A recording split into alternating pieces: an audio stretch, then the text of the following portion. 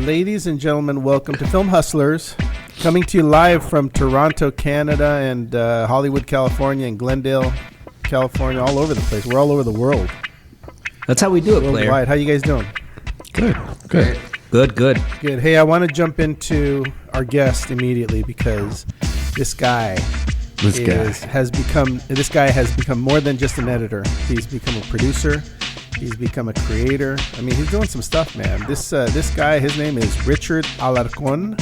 He is a terrific editor, but now he's transferred all of his energies into being like a full-fledged producer, editor, director. He kind of does it all, right? Welcome, Rich. Thank you. Welcome, Rich. That's a good intro. Hey, wow. Hey. You know, I've always said, though, editors, dude, because they're there cutting everything, they have a great eye. And if they could master those other things, they're actually, to me, they're like the filmmaker. Because they know what they need, because they're sitting in bays, putting things together, and they know what works and what doesn't work. And so, you know, a lot of editors have become great directors and great filmmakers. So, Rich, you got the magic wand. You got the magic wand, the magic stick. Thank you. I want to say to our audience, because it's funny, a lot of people listen to the show and, you know, maybe you get inspired, maybe you don't, maybe you like to listen to us just mess around. But Richard Alarcon, who I've known for a lot of years, we worked on a lot of projects together, actually has used the show against me numerous times. He listens to a show and then he uses it against me to negotiate a deal, which is really funny, but he's very valuable, so it's hard to say no to him. Extremely valuable. I'd pay Rich anything. Take it is. What are you up to these days, Rich? Well, no, just got back from Mexico. We were supposed to be there for 2 weeks on a shoot for a very special musical project, and we ended up staying for a month. Damn. That was crazy. Yeah. Your IG looked like a lot of fun. That's an amazing amount of time, by the way. Like, to go from a couple of weeks, it's a documentary, I know, because I'm involved with it, but to go from a couple of weeks to a month of shooting is a big difference. And I was talking to someone today. I was like, they shot for a month. In that time, I would have shot a movie and wrapped the movie. So you guys did a lot of work, like, almost as much work as you would. Maybe actually you did more work than you would need to do a feature film that is an hour and a half long. I mean, So how much footage did you get?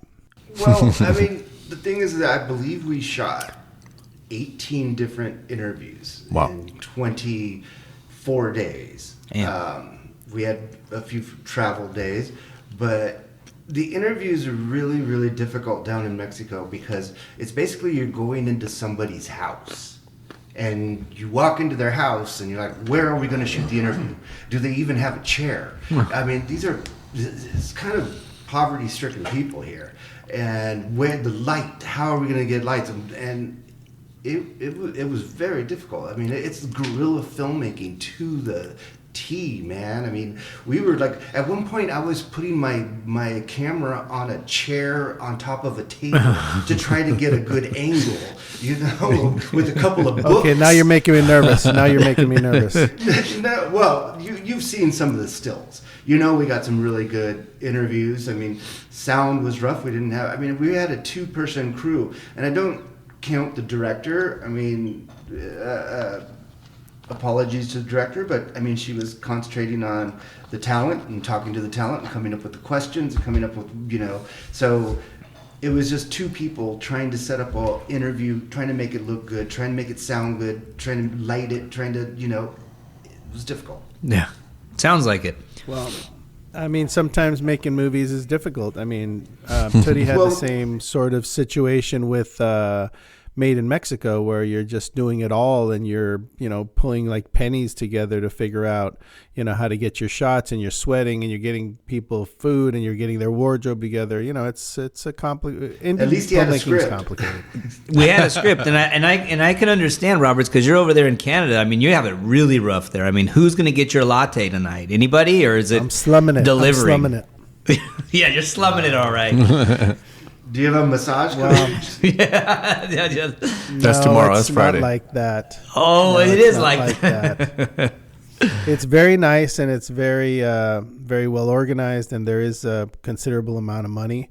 But yeah, we have our struggles, and we have to cut down areas. So it's not unlike doing indie, but it is not exactly like doing indie. Oh, and then he laughs, David. It's like doing it, but it's not. What a dick. I'm sorry, but it is probably one of the coolest jobs I've ever had. So I'm not gonna lie. No, It's been Beautiful a lot of Darkness fun. was, but it's all right. No, Beautiful Darkness is an important film to me too. I mean, look, everything I do, everything you do, everything anyone does in this business should be the best that you've ever done, right? Because it's funny, I was having a conversation with the crew today, and I was saying, look, we all do movies, we do them all the time, but the truth is that you're like an athlete when you're a filmmaker, right? When an athlete goes out to play a professional game of basketball, they don't say, oh, well, I do this every night, so I'm not going to give it my all. They actually go out there and create magic, right? If you think about great basketball players, they take shots that no one's ever seen before, and all of a sudden they're on highlight reels for the rest of their lives and our lives. And you're like, how did they do that? Well, every day you go out there and you try to do something special with your work. Athletes do it, and so do filmmakers. So even though we all do the same kind of, you're telling a story, you're trying to make it happen, you do want to go out there and make magic every time, and you don't know what's going to happen, but if you bring your A game, there's going to be something cool. Yeah, that's the most important thing. You bring your A game. I tell my kids this, even with sports training. You train like you're competing. Like you give it your all every time you go out there, regardless. So you always want to up your game. From the last project you did. Yeah, I think you have to, and you learn something. I think I'm even learning now. I think I learned something from Beautiful Darkness. I learned a lot. Rich Alarcon and I did Carlos Almaraz Playing with Fire, and it was a very long project. We kind of hit and miss here and there, and somehow, him and I and the directors and everyone involved with the project kind of stuck with it. And after, I don't know, was it 3 years, Rich? Yeah, it took about 3 years. Oh, I wanted to interject here, though. You can get a dove for $20 in Mexico. Yeah, $20, Robert. $20 each dove. Hey, $40 if you want it all white. All white. Those are doves, not pigeons. Yeah. Those are doves. Next level. Well, that's very upsetting. Live and learn. Yeah. So you've come a long way in your career. You've been nominated for Music Video Editor of the Year. Your music videos have been nominated for Music Videos of the Year. I'm sure in some cases people have won. You've edited videos for Pitbull. You've edited videos for Mark Anthony. I know I'm missing a lot of people, but you've done some amazing work with some amazing people. You and I have worked on films together. Where did you come from, and how did you get started, and how do you feel about where you're at? Well, I think it's always the luck of the draw. I mean, I went to UC San Diego, and I was fortunate that Dan Lebenthal, who graduated from UC San Diego, he started editing music videos like with Gin and Juice with Snoop and stuff, and he basically just called down to the school and said, hey, is there somebody that does music videos? And I was in a band, and I was editing, directing music videos for my friends' bands and my band. And they gave him my name, and he called me, and he said, come up to Los Angeles. And my first job was assistant editor on Gin and Juice with Snoop Dogg. Nice. That was literally my first job in Hollywood. Yeah. And within 3 months, I was at Paisley Park editing a music video for Prince. Wow, that's amazing. It's a crazy story. By the way, I knew you back then. And then Single Action with Carlos Gallardo, who was the original El Mariachi. And I brought that film to you because, we couldn't really do it at the place I was working at. And that sort of really cemented our relationship together. And we've been working together ever since. Pretty much ever since. We did another movie, Bravo, with Carlos. That's where it kind of all started. I mean, the music videos, yeah. And Rich is actually from like my area. He's from National City. I'm from Chula Vista. It's so crazy that lots of talented Tootie people. and I are from the same. Yeah. Same. I mean, we probably dated the same girl. Yeah. I mean, we had school rivalries, right? Yeah, you went to Sweetwater. I went to. Take it easy. But no, I mean, look, a lot of talented people come out of San Diego. It's amazing. I'm not sure what they put in the water, like fertilizer, because you guys Mario are was there, Lopez from Chula. Yeah. No, so. It's pretty cool. But let's talk about Paisley Park for a second. I do remember you were working on all these music videos at Lori and I had like a couple of avids. You used to do music videos there, and then all of a sudden you're on a plane on your way to work with Prince. Like, how did that happen? I had just right place at the right time. Dan Lebenthal was off doing Dead Presidents, a movie for the Hughes brothers, and so he had sort of transcended music videos at the time, and they called and they actually requested him, and I would just happen to answer the phone. Yeah. Wow. and they're like, "Oh, we really want Dan." And I'm like, "Well, I edit music videos," and I named a couple music videos, and then literally 3 hours later, they said, "We're sending you a plane ticket. Come to Paisley Park." Wow. So How was it to work with him? It was insane. I mean, one of my heroes, I mean, that's your musical icons. And I'm sitting at Paisley Park and editing with him. And I don't know about this story. But did you run hoops with him? It's interesting, Did he make you pancakes? Did you run hoops? Did he make you pancakes? No, I did not. I did see the basketball court though. Oh, so the legend lives on. Yeah. What I think's really interesting, and there's a connection here, which I think is pretty unique. We're sponsored by ExtremeMusic.com. Yeah, ExtremeMusic.com. Russ Emanuel supports our podcast. And Dave and I went to interview him, a couple months ago. And we were there at his place, which is amazing. And he said, hey, we're doing music with Snoop Dogg. And I think he had some other people. But he actually played a track that was Gin and Juice with an orchestra that they were going to be performing at the Hollywood Bowl. Yeah. That's awesome. Amazing. It was a full orchestra with Snoop singing, Gin and Juice. It was absolutely incredible. The coolest thing you've ever heard. Yeah, something like you've never heard before. It's crazy. And anyway, just to point out, ExtremeMusic.com does all kinds of things, especially their founders. Russ Emanuel played for the Queen, does a lot of stuff, but ExtremeMusic.com we all use. And funny enough, I think, Rich Alarcon, you go to ExtremeMusic.com all the time for your stuff, right? Oh, yeah. What I like best about them is the stems, is that, they'll give you just the drum beat, just the guitar track. And so you could kind of make even your own song out of their music. You know what I mean? Just breaking it down.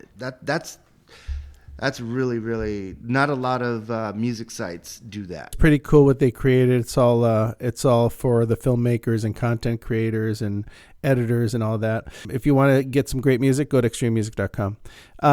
What I definitely want to talk to you about, Rich, is how you have become now like this full-fledged filmmaker.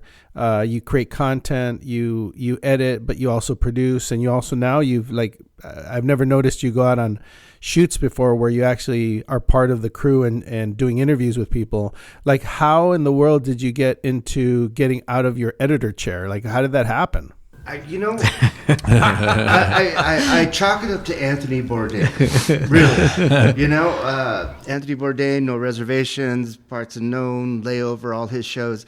They've always been a favorite of mine, and that's always been a sort of dream of mine to sort of do a show like that. And when presented with this opportunity to go down to Mexico and travel through Mexico and do these interviews with mariachis, I couldn't say no.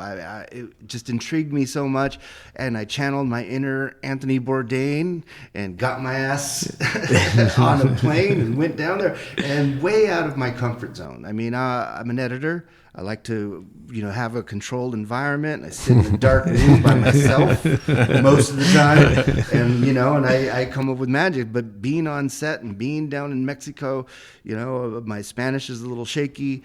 So it was tough, but it was at my age to be able to do that was really sort of, I mean, I'm choking up right now. It was really kind of life-changing. I mean, I really felt like I blended, went all in on this, and I did my best, and I think I really, really helped the creative process. I think I helped the director, where sometimes maybe she didn't go in depth enough on an interview. I was there to say like, whoa, no, you need to ask this. You asked this to the last person and you forgot to ask it this time. And, I was able to help. It was great. It was way out of my wheelhouse. Yeah. That's the exciting part about production is that, whether you're an editor or whether you're a director or producer, you do it all.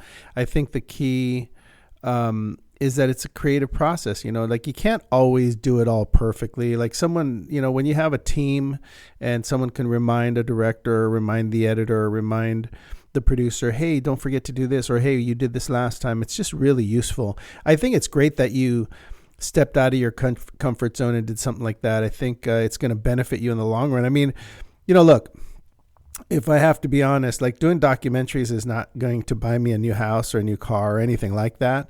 But it's a piece of art that I like to be part of. And I know it takes, an arm and a leg to finish those types of projects, but they're valuable to the world, especially if it's subject matter that has not been covered. And that's what I look for, something that's really going to open people's eyes. We did that with Almaraz. I hope we do it with this project.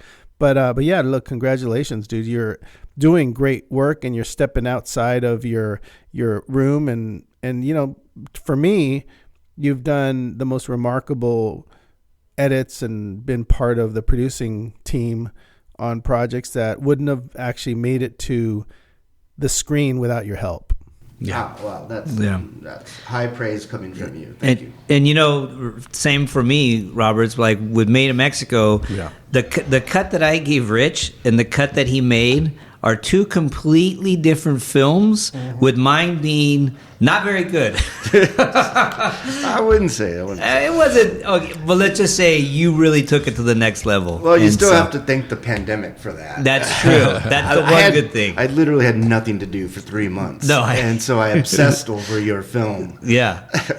No, it was great. I remember Rich was telling me, send me more footage. Like, I don't have any money. It's okay, just send it to me. And I was like, oh, shit. And it just kept coming out better and better. But I have a question for you, Rich. Yep. When you were down there in Mexico, were you, like, in your head, were you doing, like, VO of, like, when a landing in Mexico? Oh, like Anthony Bourdain, was it playing over in your head, like, your journey? Yes. How you were going to write it? No, no. I had to give a shout-out to the DP, Maximilian Fostriger, because he's a writer. He wrote a lot of stuff that was hilarious. Like, it would be, like, Mutual of Omaha. Like, although this probably, you guys are too young to know that. But, it was some crazy voiceover, some crazy Anthony Bourdain type voiceover stuff that hopefully nobody will ever hear. You guys should have done the making of. That would have been funny. Oh, we have some behind the scenes stuff. Max went out at like 2 a.m. for tacos and almost got rolled by 6 dudes with face tattoos, and he has video to prove it. Yeah. He bought them all tacos. Of course, you got to be. Then they were cool. Yeah. And they were cool. Yeah, you got to buy people stuff, but especially if you're white. Without you and Max, there would be no documentary because, first of all, again, documentaries don't have a lot of money, and you've got to figure out how to make this happen, and you have to have people willing to do the art for what you have budgeted or what you've raised or whatever, and it's so satisfying to have you guys on it, to know you're part of telling the story because you know it's going to get done. I know I could trust you, and I know that you're going to come back with the goods. And you there's something about a good team. You got to wear different hats. You just can't go on on a location and think you're just the DP or you're just the sound guy. You have to wear different hats, and you just have to, wherever something needs to get done, you do it. Yeah. Although I wish you would have let me take this guy over here, Davey Dave. Yeah. 3 of us would have been golden. I tried. That was my Three of first us. go-to. We I needed was three. We needed three people. I was going to Davy Dave, but there's no money for that. It would have been great to do it, but there was no money for that. Really? yeah, Because when I it's asked fun. you afterwards, you said, "Oh, that's a great idea." It's too late now, but that would have been good, huh? Davy Dave knows the truth. I asked Davy Dave first. He knows that. But Quiet, I Davy think don't be quiet, Davy Dave. Tell the truth, man. He's crickets over here. He's raising his hell arms like, "What are you talking about?" I'm gonna go to Extreme Music and get some dramatic music right now. But no, it is really impressive, and I think we talk about it on the show all the time. I think if you're listening and you're thinking about doing your own projects and doing whether it's a documentary or it's a movie or it's a short or whatever it is, there's no rules anymore. I mean, not that there were before, but there was a time when if you were doing film, you only did film. Now you could do it all. You could be an editor, you can be a director, you could be, you could be whatever you want, as long as you have a story that is compelling and can continue to, sell, then it's great. But I will say this, you find someone like Rich Alarcon and you stick with them, because these guys are the ones that put projects together that are sellable. If you don't have a sellable project that has a story that makes sense, you're never going to sell it. And people like Rich make it happen. Well, all the big directors, dude, if you think about it, they put their editors on retainers because they don't want to lose them. So, Rich, here's some more ammo for you going forward. No, don't give him any more ammo. He's always negotiating against me. But no, if I could, I would have Rich on everything I do. I mean, he's an amazing editor. But if you were to give if there was an editor out there coming out of San Diego, out of college, what advice would you give that person? I would tell them to sort of stick with a good group of people. I mean, it's really about getting a foot in the door, and you can't get a foot in the door unless somebody kind of opens it a little bit. So you need to get out there and just meet people. And that's something I've usually always been really horrible about, but you just got to get yourself out there. You've had a mentor probably your whole career. His name's Dan Lebenthal, who's done some amazing. He just did the Dungeons and Dragons movie. He just edited the Dungeon. Didn't he do Spider-Man or something? Yeah, like the last 3 Spider-Man movies. But the Dungeons and Dragons movie, Bad Boys 4. I mean, he's done so many damn movies. So would you? I mean, would you say you were just lucky to have met him and that he ended up being like your mentor and you got all this great work from him? Would you recommend to other editors or other filmmakers to hook their wagon to someone that they trust that is bigger and better than they are? Or how would you put that? I don't know. That's a tough one. I mean, I think you still have to make your own way. Nobody's going to just give you a job, really. I mean, you still have to show talent, you still have to work hard, and that's, I think, the ticket is just working hard and keep going. And the thing is, there's going to be a lot of doors that are going to be closed. They're just going to slam the door right on your face, and you got to just keep knocking and keep going, and that's, you can't take no for an answer if you really want to be in this business. I mean, there have been a lot of times where I've been knocked down, and hell, I mean, we didn't finish the Prince story, but Prince fired me and sent me back home after 3 days because I made a silly comment about a hat he was wearing. So so that sounded like a great story, opened up the show, blah blah blah, but the end of it, I ended up getting fired and sent back home. So things, you just have to keep going forward and keep persevering. Yeah, that perseverance is the thing. Yeah, it's kind of what you preach, Roberts. Don't get stopped. Yeah, you can't get stopped. You got to believe in yourself, but you also have to know what you do. You have to know your you have to know what you love and what you're good at, because a lot of times, you try to get involved with certain things and it doesn't quite work out because it's just not your true calling. I think when you really find out what you truly do, like Rich, you're an editor. I know that you love it. I know that you've always felt comfortable doing it. I know that you bring a very keen eye and timing to movies and to all the projects you work on, you know your sweet spot. Now you're kind of working yourself out of that into other things as well.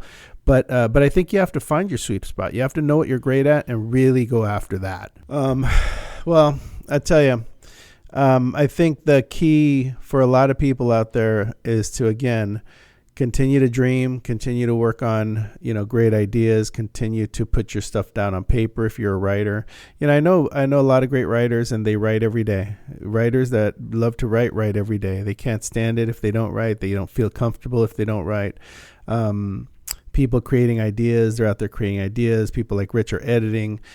People like Tootie and David Dave are out there creating content, thinking about what else to do all the time. It's kind of a neat community. I love having known all you guys for all these years, and I know that everyone works hard. But I think the key to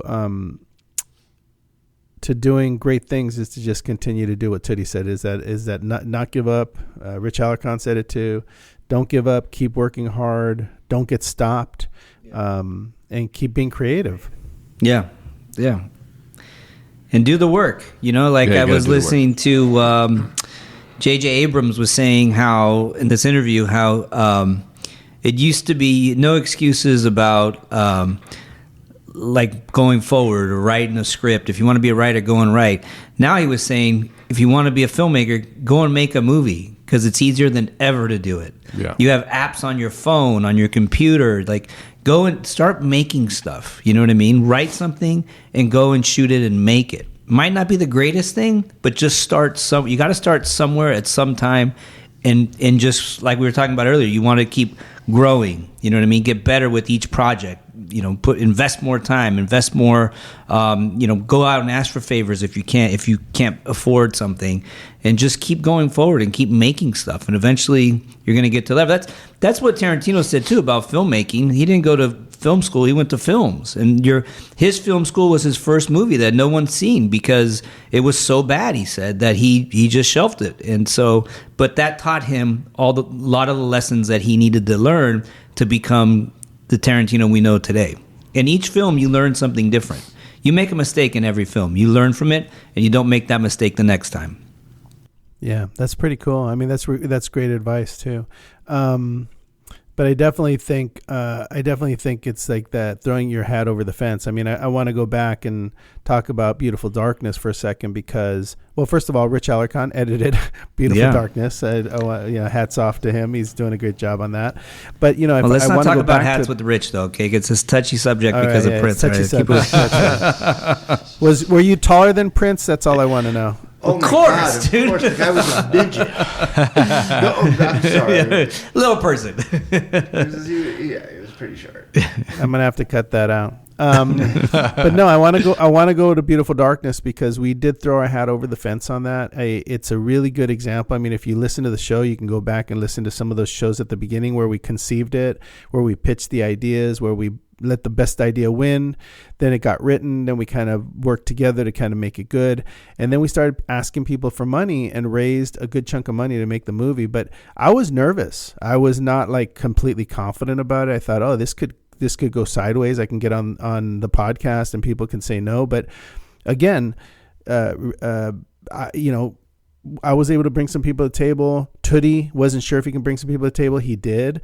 And when we asked, most people said yes. So I was nervous, but in the end, you get over that fear. You ask people for the dough, then you have to get them to deposit it. And that wasn't easy either, but it happened. And it was because we were like, F it, let's give it a shot, and it worked. Good job. Yeah. Good job. Yeah. No, it's a good short thank film. you. Thank you very much. I'm hoping we're all going to, be all black tie at some film festivals. Absolutely, right? Yeah. I'm hoping we get some money out of it to make it into a feature.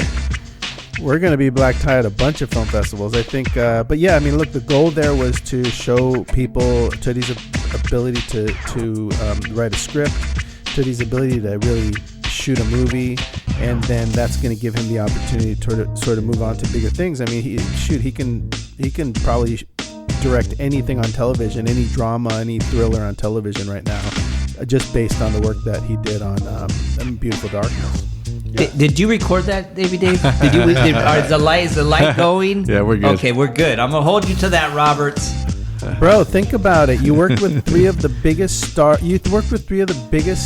talented stars in the world. I mean, really, biggest people on television, in film. Emilio Rivera, Efren Figueroa, Pepe Sedna, who's a legend. Yeah. Even Rick Livingston, was kind of gave you a great performance. I heard Dave makes a cameo in there. Yeah, Dave did. Yeah. It's fun. So does Benny, that baller. Crickets. Every time I mention David, it's cricket. Yeah. And your son was in it. He did a great job too. So. Thank you. Yeah. Well, let's congratulate Rich on his amazing career and on his constant movement forward and chameleon type attitude towards all of the work that happens.